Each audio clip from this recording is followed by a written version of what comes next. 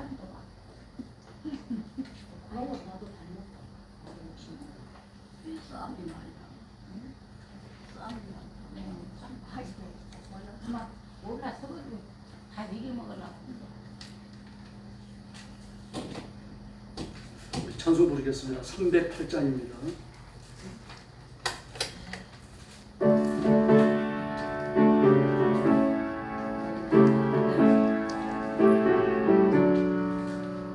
평생 살아온 길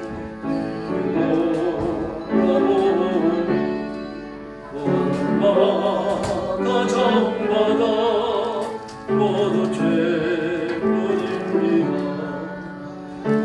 죄를 사하신 주의 원을 구시니 올못한 예언된 길 주님 바라봅니다. 아직 못하는가 주께서 살리려 하나가 영광 보좌 모두 버리시간에 낮고 낮은 세상에 사랑 영산 입으신 하나님의 큰 사랑 가전 주님 주님 나의 주님 사랑의 주 하나님 이제 나는 예수님을 높이면서 살겠네. 나의 남은 인생길 주와 동행하면서 주님 사랑 전하며 말씀 따라 살겠네. 할렐루야. 309장 부르겠습니다.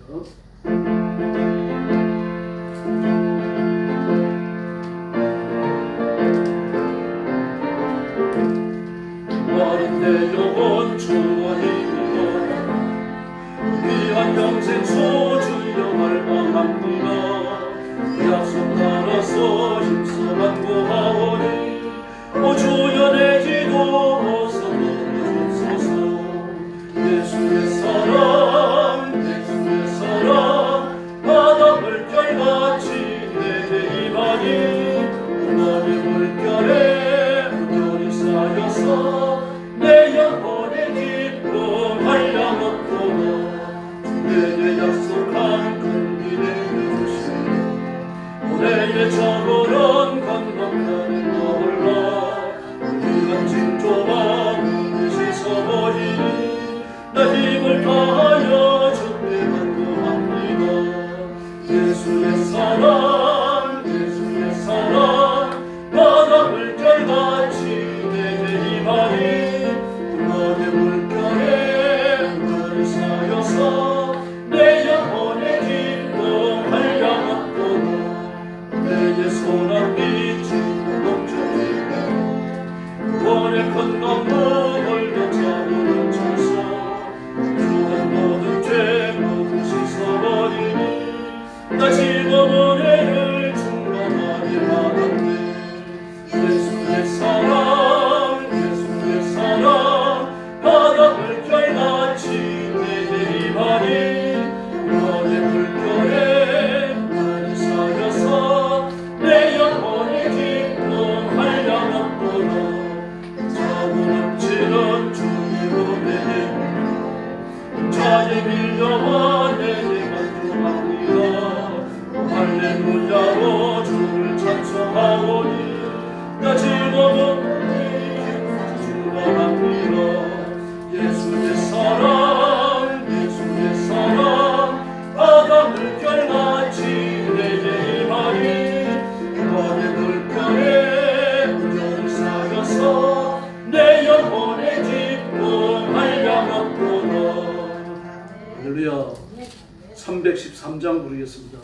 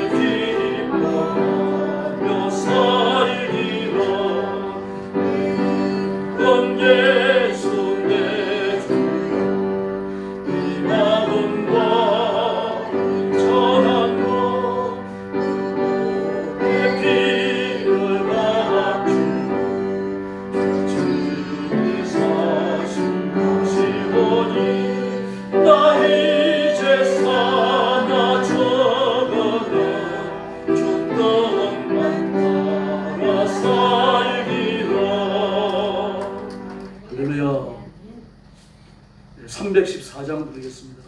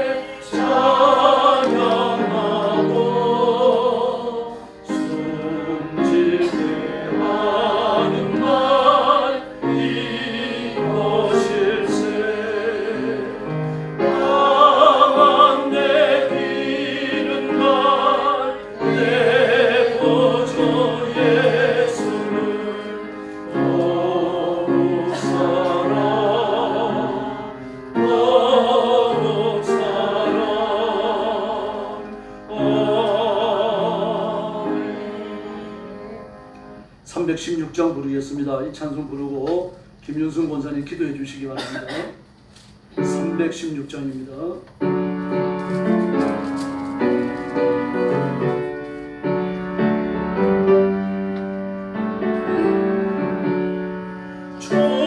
주여 나의 생명 나의 정성 이 작은 나의 생명 나의 정성 너를 위하여 살게 하소서 너는 잡아주소서 나를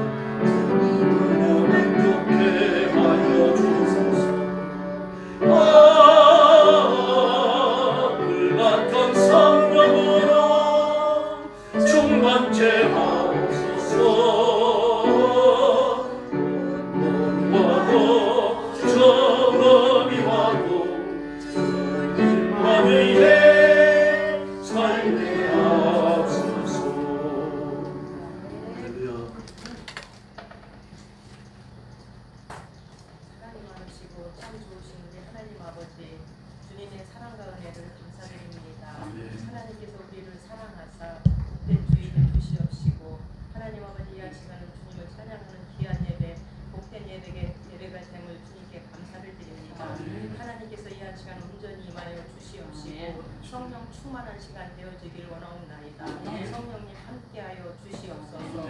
사랑이 많으시고 은혜가 많으신 나의 하나님 아버지 무더운 여름 속에서도 우리를 지켜주시옵시고 이제 9월의 글실에 하나님 아버지 계절을 맞이하여 해서 우리가 믿음으로나 하나님 아버지 말씀으로나 충만한 시간들이 되어줄 수 있도록 성령 하나님께서 함께하여 주시옵소서.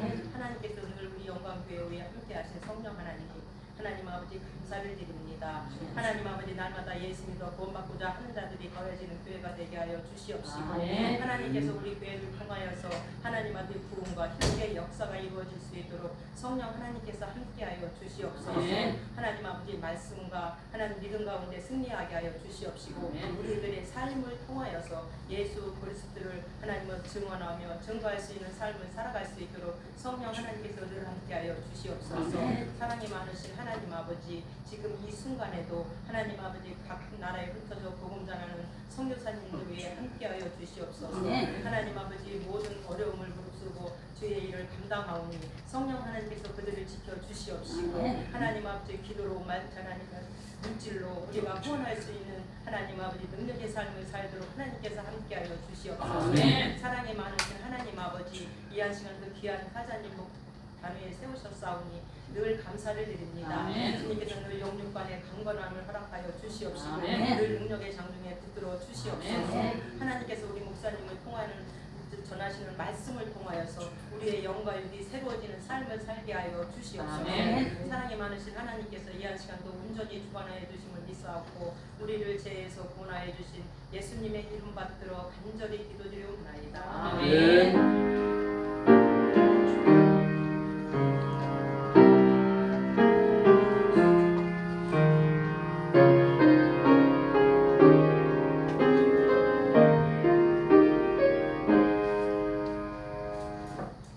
하나님 말씀 공독하였습니다. 다니엘서 2장 14절부터 30절까지입니다.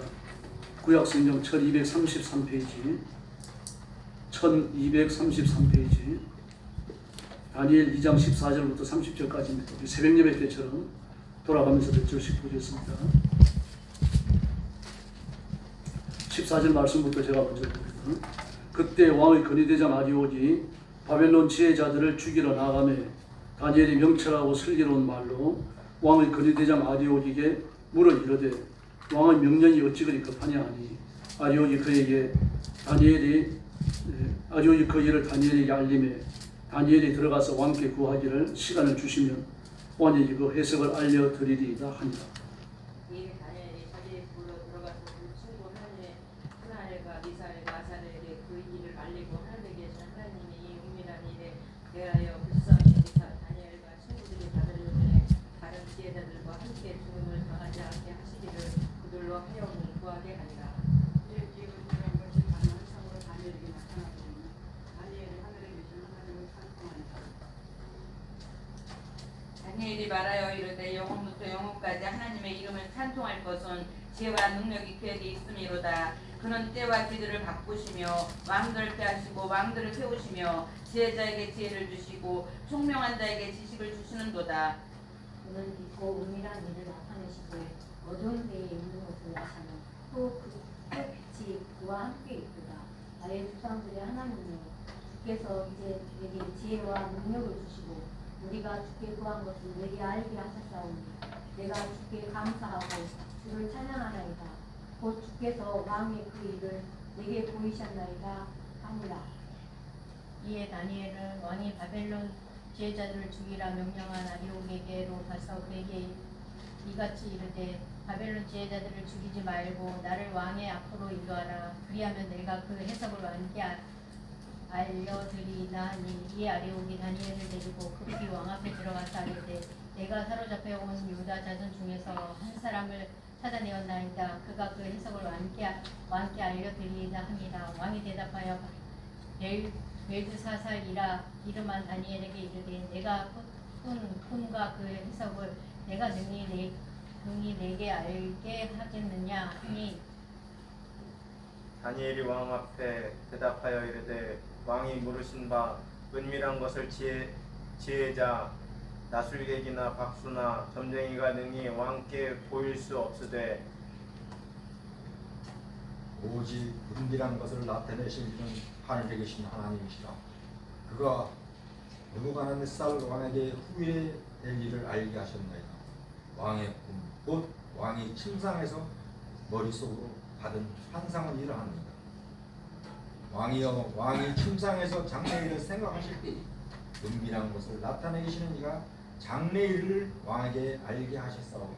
30절 같이 봅니다.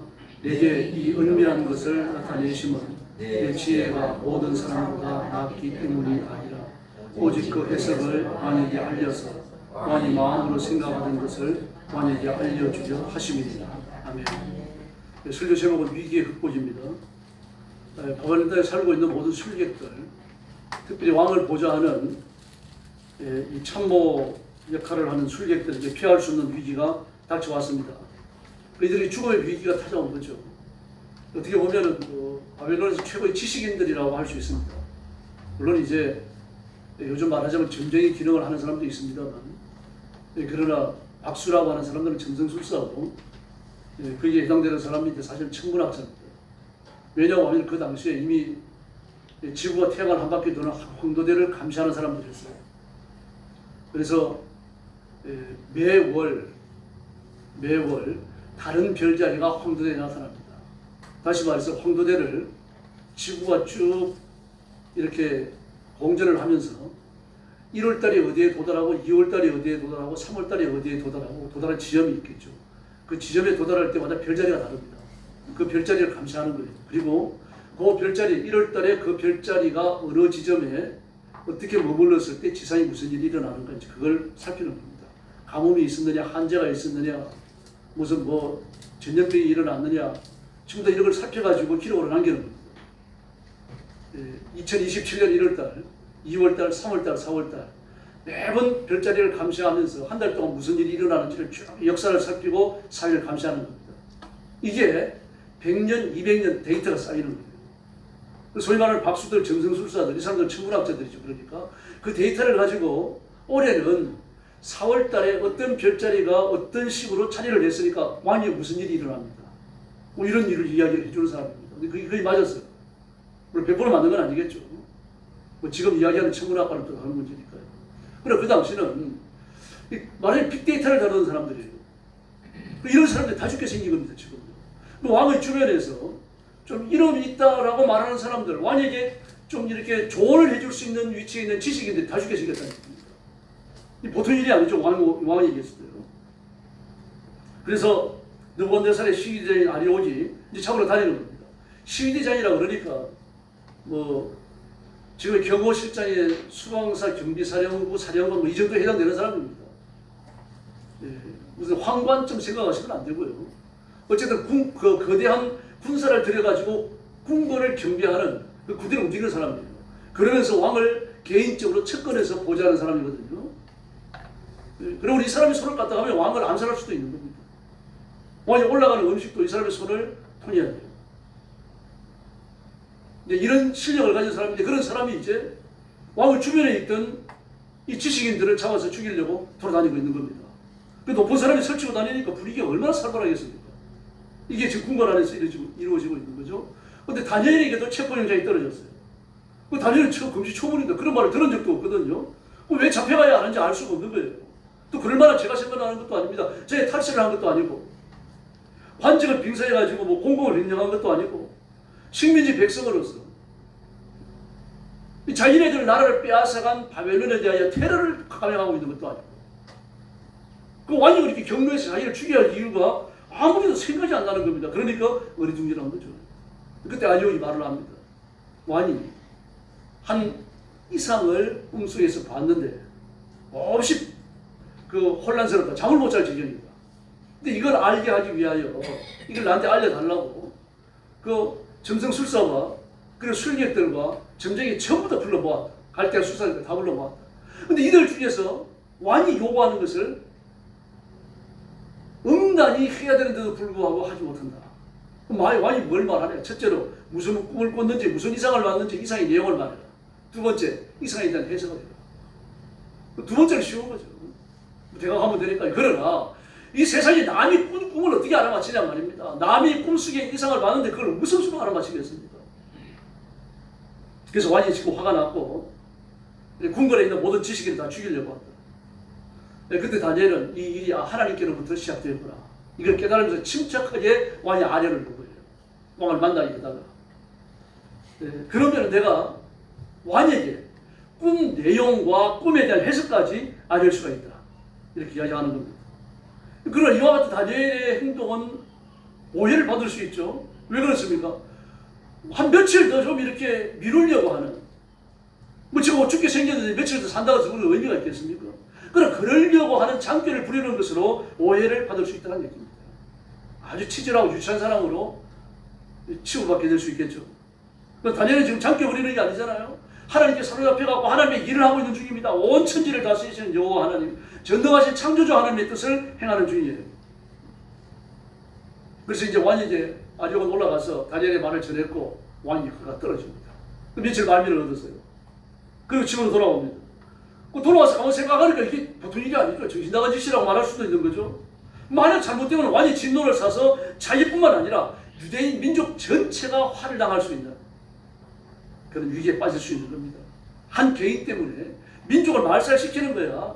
정복 국가의 왕으로서 손바닥 뒤지는 것도 쉬워요. 아무것도 아닙니다. 오늘 18절의 내용을 보면요, 다니엘이 아주 뜨거운 신앙의 확신을 갖고 있음을 알 수 있습니다. 하늘에 계신 하나님이 이 은밀한 일에 대하여 불쌍히 여기사 다니엘과 친구들이 바벨론의 다른 지혜자들과 함께 죽임을 당하지 않게 하시기를 그들로 하여금 구하게 하니라. 할렐루야.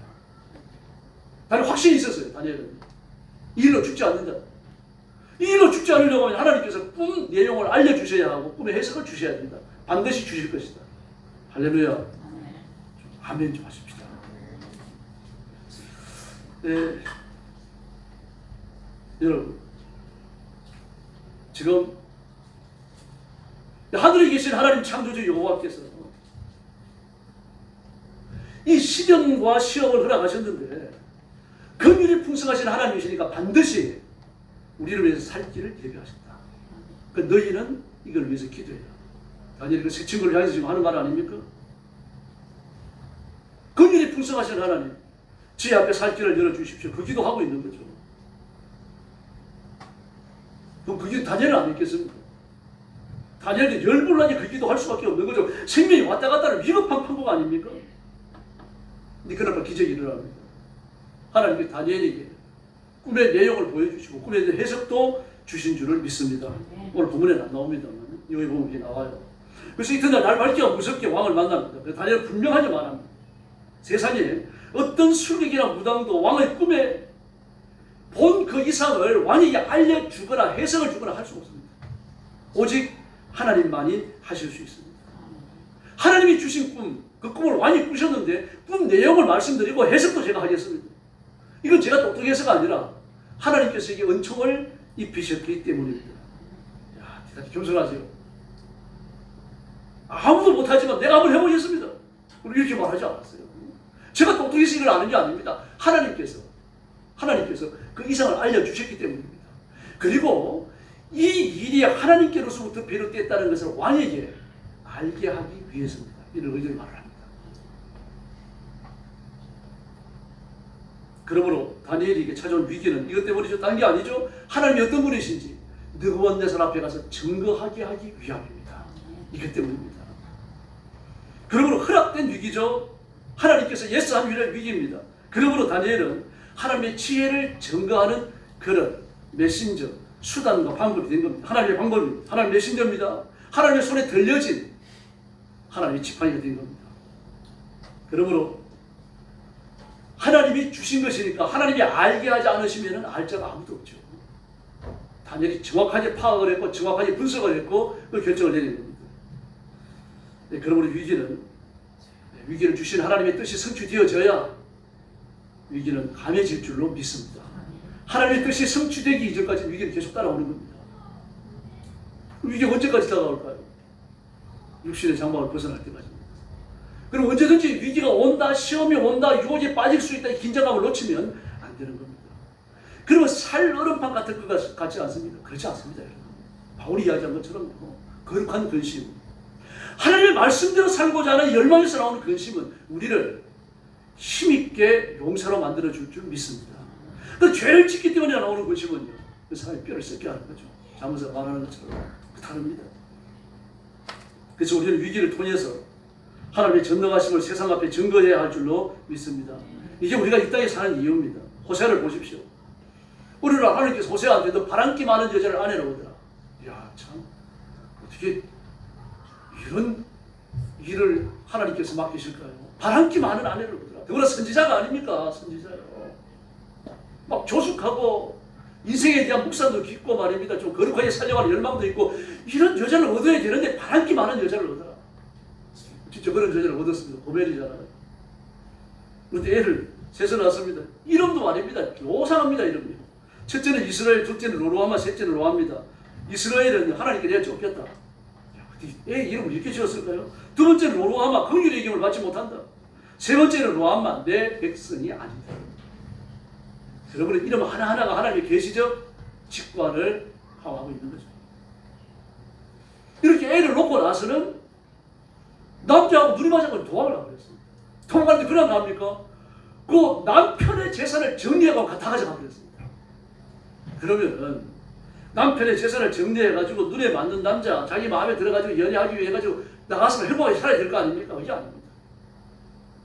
아주 빨대로 쪽쪽 다 빨리고 말입니다. 빈껍데기 남은 거 노예시에 팔아버립니다. 아주 지독한 남자를 만났어요. 강도는 그런 강도가 없죠. 선지자 아내를 꼬여갖고 말입니다. 이만큼 썸물 담을 다 빨아먹고 그래서 집으로 돌려보내도 부족할 텐데 어떻게 합니까? 노예시에 팔아버리니까요. 아주 지독한 걸 만난 겁니다. 마귀의 화실을 만난 거예요. 그러면 호세아는 어떻게 합니까? 우리 한 오멜반을 가지고 나와가지고 그 안에 또 사가지고 와요. 사가지고 오면은 자기가 실수하고 잘못하고 죄를 지었다는 사실을 깨닫고 조신하게 살면 얼마나 좋습니까? 또 도망나가지고. 그래서 하나님께서 말씀하십니다. 호세아가 나보고 그 고멜이 바로 너희들이다 라고 말씀하십니다. 호세아가 뭐 비올의 선지자라고 그러는데 비올의 선지자가 맞습니다. 근데 예레미야도 비올의 선지자죠. 그럼 뭐라고 말합니까? 내 머리통은 물주머니가 되고 내 눈은 물구멍이 되었으면 그러면 내 백성을 위해서 한없이 올 텐데 정말 눈물의 선지자라고 말할 만하죠. 이스라엘도 마찬가지입니다. 세상에 벗은 몸, 벗은 발을 가지고서 4년 동안 다니면서 복음을 전했으니까 40일도 안 됩니다. 아무나 할 일이 아니죠. 근데 이분들은 했어요. 호세아도 그런 길을 걸어갔고 예레미야도 그런 길을 걸어갔고 이사야도 그런 길을 걸어서 하나님 앞에 충성한 줄로 믿습니다. 그런데 그 과정이 다 끝날 때까지 시험은 멈추지 않는다는 사실입니다. 예수님도 마찬가지입니다. 그 인간의 몸을 입고 성육신하에 계시는 동안은 고난의 극치죠. 얼마나 힘들었는지 말입니다. 그 겟세마네 동산에 기도하러 올라가셔서 제자들에게 내가 고민하여 죽게 생겼다. 고민하여 죽게 생겼다. 아버지 할 수만 있다면 이 잔을 내게 좀 옮겨주십시오. 이렇게 외쳐야 할 만큼요. 그 스트레스가 넘칠 대로 넘쳤습니다. 저도 그 순간은 예수님이 신경쇠야 우울증에 분명히 와 있었습니다. 이 신경쇠약이나 우울증이 오게 되어지면 사람이 자기가 자신을 컨트롤 못해요. 자기 감정. 남이 대신 컨트롤 해줘야 돼요. 더구나 신경쇠약에 걸려놓으면 사람이 미친 것 같습니다, 여러분. 뭐 어떻게 갑자기 폭발해버립니다, 갑자기. 갑자기 화를 내고, 갑자기 폭발하고.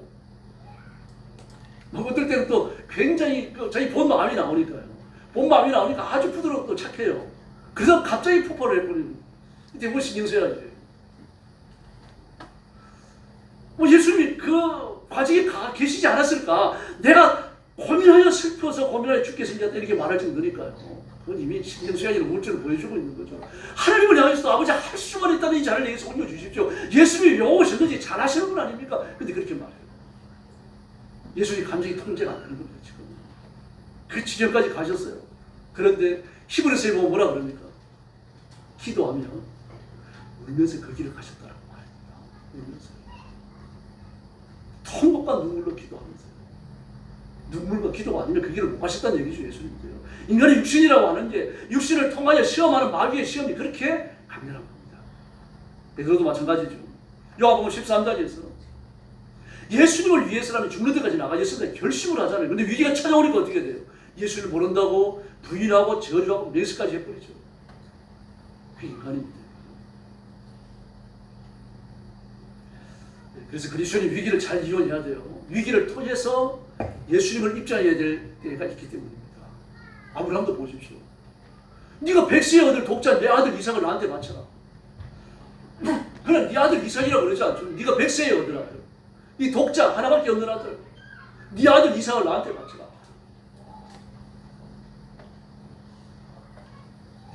이삭이 아브라함에게 어떤 의미를 지니는지 아주 콕콕 찌릅니다.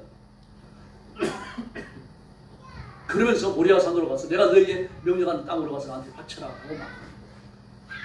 근데 아브라함은 어떻게 합니까? 두 말 안 합니다. 두 말 안 합니다. 이삭 바치면 또 하나 주실 거예요. 그러지도 않고요. 하나 가져가시니까 더블로 두 개는 주셔야죠. 그 기도도 안 합니다. 그냥 이삭 때리고 짐 싸질러 주고 모리아산으로 그냥 가잖아요. 고난과 환난 속에서 나는 내 믿음을 하나님께 증명해야 할 줄로 믿습니다. 이 위기를 주시는 주님의 큰 이유 중에 하나입니다. 그래서 고난 속에서 내가 내 믿음을 증명하면 하나님이 기뻐하시는 줄로 믿습니다. 막 나뒹굴어 져갖고 울고 불고 막 천지 막 개벽을 치는 것처럼 그렇게 난리를 지르는 사람이 있어요. 시험 한번 들으면 말입니다. 하나님이 안 기뻐하십니다. 나 애들도 보면 막 저 이마트에 있을 때는 그런 엄마를 가끔 봤는데 애가 와가지고 막 깨를 쓰고 난리가 아닙니다. 그러니까 그냥 놔둬야 돼요. 놔두고 니 떼 쓰라고 엄마 간다. 그걸 가버려야 돼요.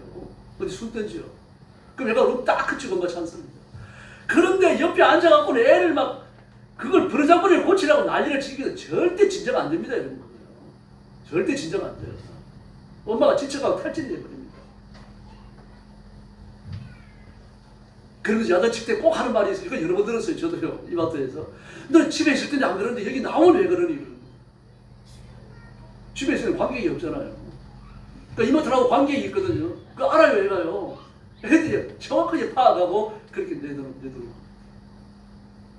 우리는 시험과 환난이 올 때 침묵해야 돼요. 침묵하고 하나님 앞에 엎드려야 됩니다. 안 엎드리면요. 하나님 발라버리십니다. 엎드리게 만드시는 게 시험이거든요. 엎드리면서 하나님 저 살려주십시오 그래야 돼요. 그럼 끝나는 겁니다. 하나님이 그걸 원하시거든요. 또 시드지아도 보시기 바랍니다. 지금 느부갓네살이 군사를 끌고 와서 예루살렘이 포위한 지 18개월 만에 무너지잖아요. 횟수로 3년이고요. 18개월 만이에요. 횟수로 3년인데 그 18개월 동안 포위 단위에 있으면서도 시드기야가 뭐라고 합니까? 거짓 선자들 불러모아 내가 어떻게 되겠냐. 그 거짓 선자는 저들이 물러갑니다. 이깁니다.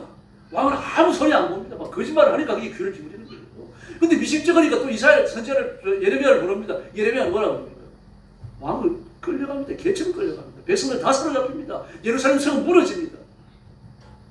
이스라엘이 망합니다. 그렇게 외치거든요. 그러니까 듣기 싫은 거죠. 막 그랬던 차에 막 예레미야가 망한다는 소리를 듣고 그 소리가 듣기 싫어가지고 왕에게 예레미야를 청구하는 겁니다. 예레미야를 좀 죽입시다. 제가 하는 말을 듣고 백성들도 손이 약하고 싸우러 나간 군인들도 손이 약해집니다. 그랬더니 시드기야가 뭐라고 그럽니까? 그건 너희 손에 있지 않느냐. 너 하고 싶은 대로 해라. 나는 어떻게 간섭할 수가 없다. 참 무섭니다.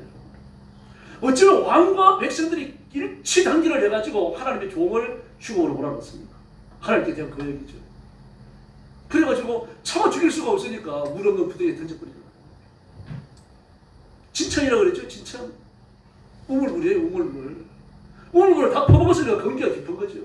그 뚜껑을 밀어 넣어놨는데 그 뚜껑을 열고 이제 던져버리니까 진천이죠. 예레미야는 하나도요. 악당을 열심히 달려들지 않아요. 막 손을 들고 하나님 이 못된 짓을 하는 시드기야 왕과 이스라엘 백성들한테 벼락을 내려주십시오. 하나님 내 편에 있는 것을 보여주십시오. 그런 마음을 먹지도 않아요. 여러분.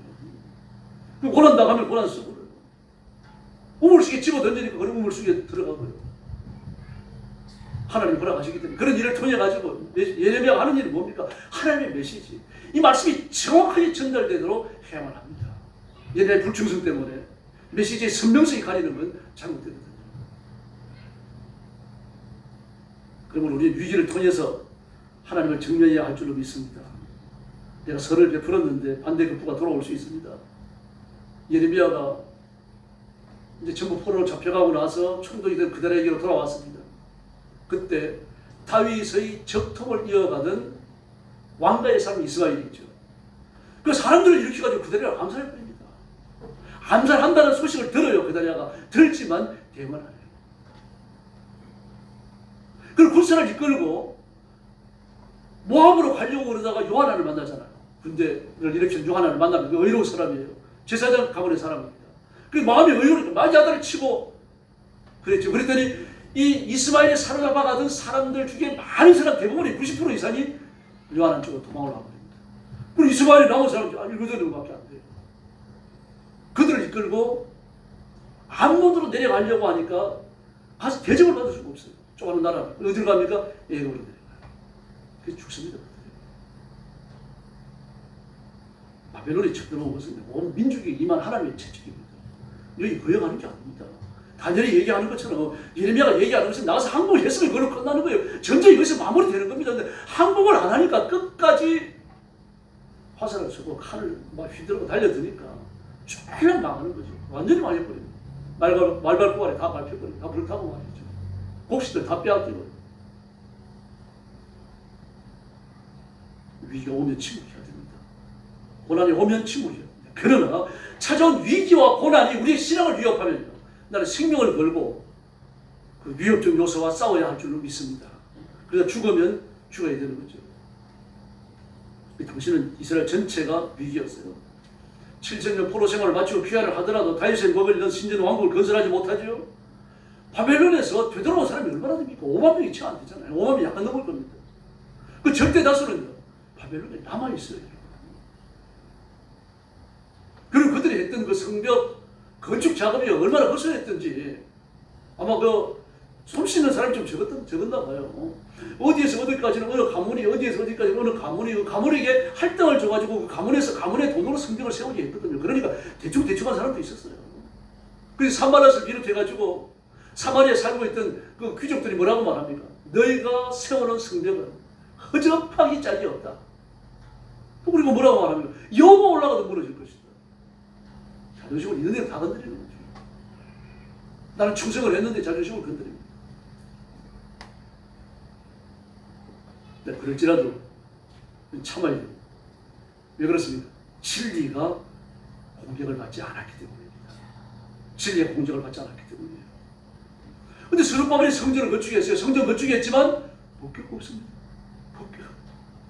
기가 막힌 일 아닙니까? 찐빵을 샀는데 안구가 없어요. 만두를 샀는데 소가 하나도 안 들었어요. 소표를 샀는데 속이 아무것도 없습니다. 어떻게 할 겁니까? 소표 껍데기만 있고 만두 껍데기만 있고 찐빵도 껍데기만 있는 겁니다. 스룹바벨 성전을 그렇게 생겨먹었어요. 그래서 어떻게 합니까? 성전 제사만 보증하지 않아요. 피 없는 제사를 드리기 위한 회당을 전국에 건설하는 것을 허용하고 안식일 날 그 회당에서 피 없는 제사를 드리게 합니다. 복교가 없는 걸 알기 때문이에요. 그렇다고 해서 제사를 그만둘 수는 없죠. 지금까지 해왔던 대로 아침 저녁으로 3번 제사를 드립니다. 그리고 절기를 다 지켜요. 금식절기도 지킵니다. 그러나 강제는 하지 않습니다. 이제 이러면서 예수님이 오는 길이 예비가 되어져요. 참 신비롭습니다, 여러분. 그녀가 율법적 그 강력한 구속이요, 포로 이후에 확 끊겨버립니다. 예수님이 오시면은 복음을 외치실 때 복음을 받아들일 수 있는 그런 제도적인 준비까지 되어져 가고 있는 거죠. 하나님이 하시는 일이 얼마나 신비로운지 모릅니다. 이러면서 위기를 이겨나가게 되어집니다. 오늘 우리도 마찬가지입니다. 위기가 찾아왔다면 하나님 앞에 충성할 기회라고 믿으시기를 바랍니다. 어려움이 왔다면 하나님의 완이심을 선포하고 증거할 기회다, 그렇게 생각을 하셔야 됩니다. 그러나 말 그대로 위기에 직면하면 위험에 빠진 겁니다. 위기를 극복한다라고 하는 것은 언제나 위험 부담이 따르는 거죠. 히말라야에 만년설이 다 녹고 있습니다. 그럴 때만 어떤 일이 벌어집니까? 히말라야를 등반하다가 조난당해 죽은 사람들의 시신이요, 여기저기서 막 나오고 있습니다. 그리고 등반객들이 얼마나 많은 쓰레기를 갖다 버렸는지요. 하루에요. 뭐 4.5톤 트럭으로 뭐 몇 개를 갖다 내버려도 그 수거가 다 안 된답니다. 근데 그 모든 더러운 것들이 눈에 묻혀 있으니까 아무것도 안 보이는 거죠. 그러나 눈이 녹으면서 쓰레기가 드러나니까요. 위기라고 하면서 사람을 그렇게 만들어버려요. 아주 말갛게 벗겨버립니다. 우리 그런 말 하잖아. 아이고 저 성격 나왔네 성격. 성격 나오는 겁니다. 위기가 일어나니까 성격이 나오는 거예요. 고난이 일어나니까 성격이 나오는 겁니다.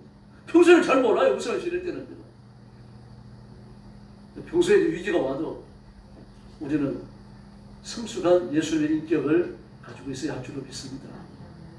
그리고 이런 위기가 주님을 따른다고 해서 안 찾아오는 게 아닙니다. 요한과 야고보는 어떻습니까? 베드로와 안드레도 마찬가지였죠. 예수님을 따를 때 배와 고기가 잔뜩 잡혀있는 그물을 톡 쳐버리고 예수님만 따라가고, 마태는 어떻습니까?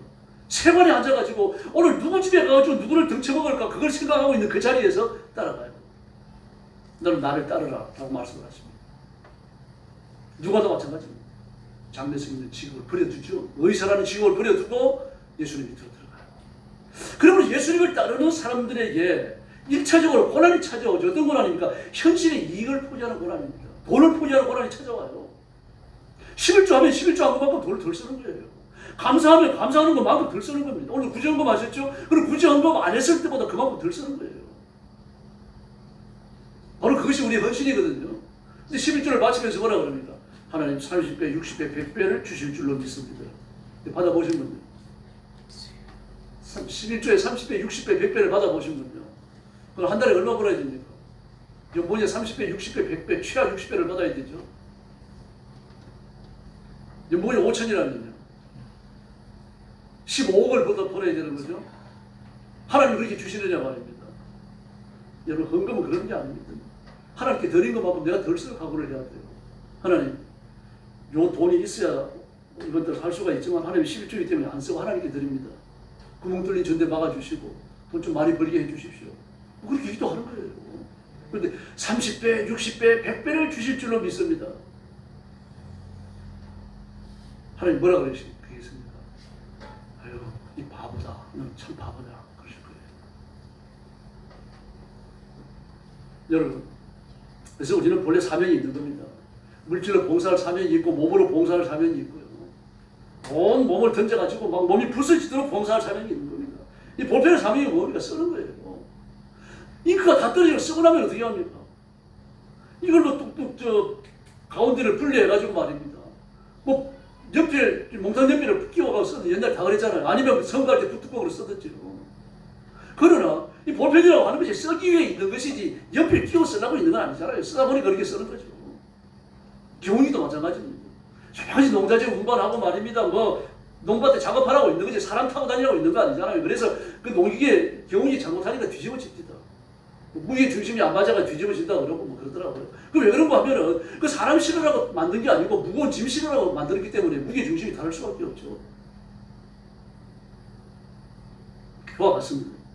우리의 주요 용도는 하나님께 영광 돌리는 겁니다. 내가 잘났다고 하는 게 아니라 나를 구원하시고 나를 쓰시는 하나님이 기뻐하시라고 내가 존재한다는 말이에요. 근데 하나님을 자꾸 보여드려야 되는데 이게 내가 나타나면 어떻게 되겠습니까? 하나님 그러지 않겠어요? 야, 좀 비켜라. 내가 좀 보여줘야 되겠다. 하나님 그러시는 거죠. 그 다니엘처럼 싸워야 됩니다. 그래서 내가 왕이 주는 진미를 먹지 않고 포도주를 마시지 않겠습니까? 그러고도 왕이 준 진미를 마시고 먹고 포도주를 마신 사람보다 우리가 더 우월하지 않다면 그때는 우리 생각을 포기하겠습니다. 열흘간만 해보십시오. 그 열흘 동안에 하나님이 기적을 베푸시고 영광을 받으신 줄을 믿습니다.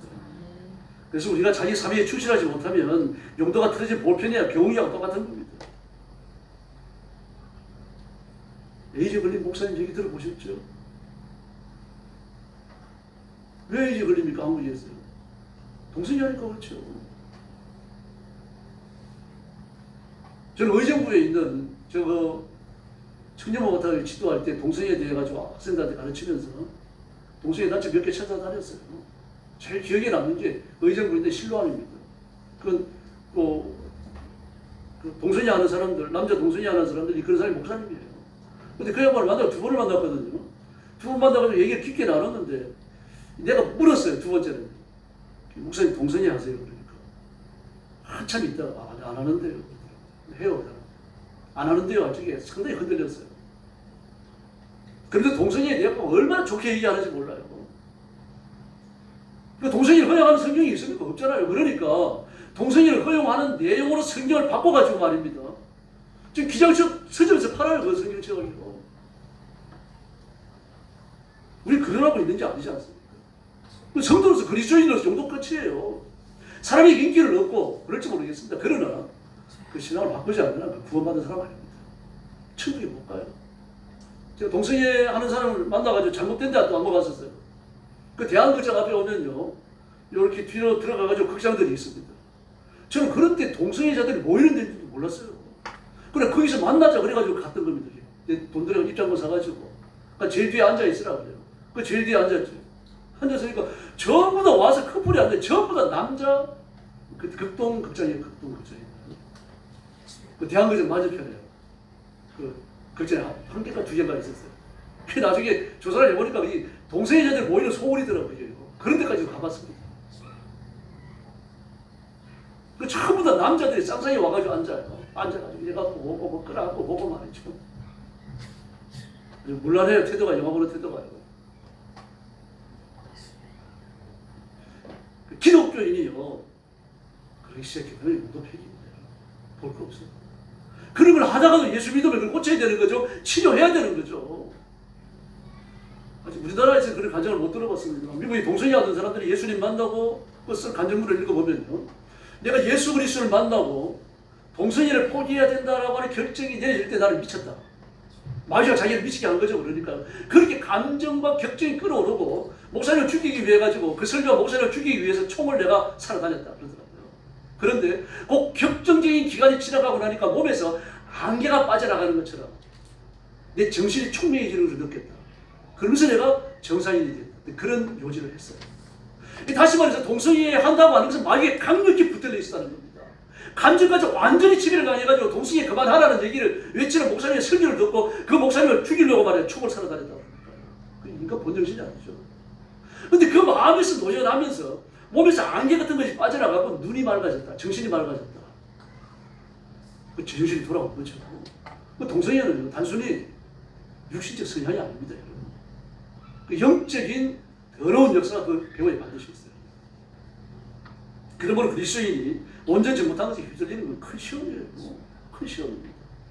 저는 그 동성애에 대해서 글 쓰면서 이제 그 사람들 얘기를 좀 들으려고 사람을 만났어요. 이대도 갔었고, 저 연대도 갔었고, 다 갔었습니다. 네, 그러면서 그런 얘기를 몇 사람한테 들었어요.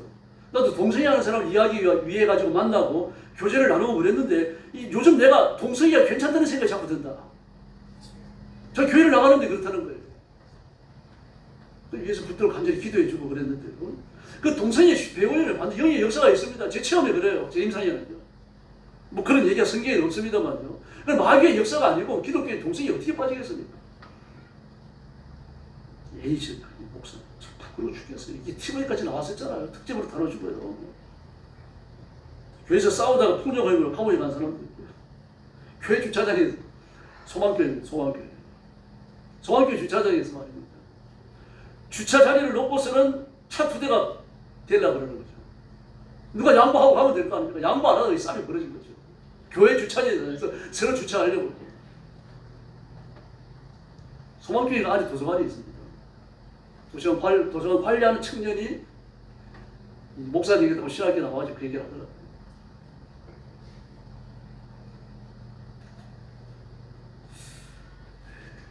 근데 소망교회는 보통 큰 교회가 이제 통합적 상징적 교회죠. 다른 교회는 그런 데 없겠습니까? 근데 교수는 잘 안 나타납니다. 자기의 이권과 관련이 되면 그게 본성이 드러나는 거죠.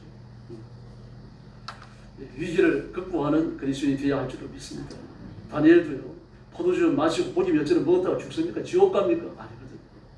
그러나 그것이 그리스도인 됨의 장애가 되니까 안 합니다. 하나님께서도요. 지옥에 떨어질 아담과 하와를 그냥 주셨다 그래가지고 하나님께 무슨 손해를 할 게 있습니까? 새로운 인류를 만들면 되죠. 그러나 하나님께서 온갖 곤욕을 다 참으시고 아담과 하와를 구원하십니다. 오늘 우리도 마찬가지입니다. 그 하나님이 살아계시기 때문에 우리가 이 자리에 앉아있는 줄로 믿습니다. 그래서 마침내 독생자를 보내셨고 우리를 사랑하시니까 독생자의 생명까지 버리실 수 있는 거죠. 그러므로 이 사랑 예수님을 전하고 자랑해야 할 줄로 믿습니다. 예수님을 잘 믿읍시다. 기도하겠습니다. 자비하신 아버지 하나님 감사합니다. 내가 이번 사랑이 어떤 사랑인지 깨닫고 이 사랑에 응답하는 생활을 하게 하여 주시옵소서. 육신의 이익을 따라가다가 부끄러운 행동을 하지 않도록 도와주시고 내 말과 행동과 감정을 잘 절제하고 정돈시켜서 하나님 앞에 철저히 복종하는 그리스도인들이 되게 하여 주시옵소서. 화내고 짜증내고 신경질이 나더라도 그것이 내 입으로 밖으로 나와가지고 하나님의 영광을 가리지 않게 하여 주시기를 바랍니다. 어떤 경우에든지 자신을 잘 단장하고 정돈해서 지혜로운 신부로 살아가기에 부족함이 없게 하여 주시옵소서. 하나님께서 영광교회 성도들의 하나님으로 부르시는 것을 기뻐하시며 자랑하실 수 있는 그런 성도들이 되게 하여 주시옵소서. 예수님의 이름으로 간절히 기도 올리옵나이다. 아멘.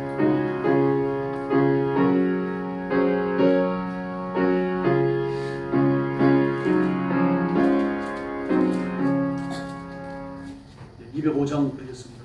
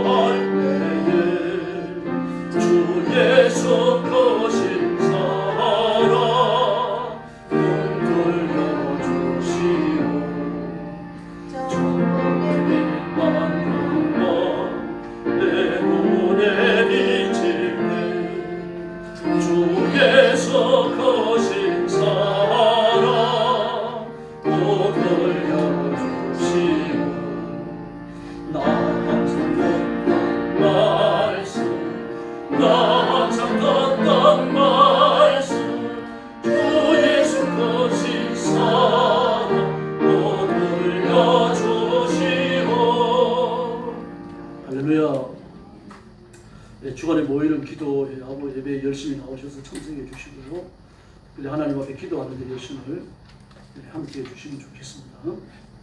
그리고 일본을 위해서 특별히 기도해 주시기 바랍니다. 여러분들 들으시겠습니다. 일본이 이번에 그 10호 산산이 10호 태풍이 일본에 건져갈 때 오사카 남쪽으로 올라가잖아요. 그런데 거의 상륙을 했다가 태풍이 약해지니까 바다 쪽으로 후퇴를 해가지고 몸집을 또 키우고 2번이나 했다고 해요. 그 세계의 기상학자들이 이런 태풍이 처음이랍니다. 그리고 오사카에 상륙을 해서도 홋카이도 쪽으로 쭉 꽃이 꿰듯이 꿰고 나가잖아요. 나가는데 최고 속도가 자전거 속도예요. 그걸 한 이틀 지나고 나니까 사람이 걷는 속도고요. 그리고 이제 열대 저기압으로 도쿄에 도착했을 때 열대 저기압으로 변모되기 직전이었다고 그래요. 그런데 희한하게 도쿄에서 몸집을 3배나 키웁니다. 그리고 돌풍이 돼가지고 아주 도쿄를 쑥대밭처럼 만든 다음에 그리고 열대 저기압이 돼가지고 빠져나갔어. 일본 사람들도 막 기함을 합니다. 어쩌면 이런 이상한 태풍이 올 수 있는가. 세계 기상학자들도 마찬가지입니다. 이상하다고 희한한 태풍이 옵니다. 일본 사람들이 말합니다. 우리가 죄가 너무 많아가지고 저주를 받았다. 이렇게. 그러면서 이제 어떤 선교사님들은 선교하기 지금 몹시 힘들다고 그래요. 너희들 때문에 이렇게 하면서 기독교인들이 와가지고 우리가 저주받다. 그런 말이에요. 일본인들이 남 탓을 많이 한다고 합니다. 그래서 일본 선교사님들을 위해 기도해 주시고 처참한 환경이 오히려 복음 전하는 기회가 되도록. 그리고 지금 남태평양에서 태풍 2개가 발달을 했는데 그 중에 하나가 일본으로 또 올라와요. 영국 기상청하고 유럽 기상청 두 군데서 예보를 했어요. 우리나라도 곧 예보가 나오겠죠. 그래서 일본을 위해서 좀 기도해 주시길 바랍니다. 이제 축도가 됐습니다. 이제는 우리 구주 예수 그리스도의 은혜와 하나님 아버지의 극진하신 사랑과 성령님의 도우심과 인도하심과 교통하심이 오늘 하나님 앞에 주일 오후 예배를 드리며 하나님의 손에 붙들려서 위기와 혼란, 환난과 시험을 극복하고 하나님의 큰 영광을 드러내기 원하는 사랑하는 모든 성도들 머리 위에 영원토록 함께 계실지어다. 아멘.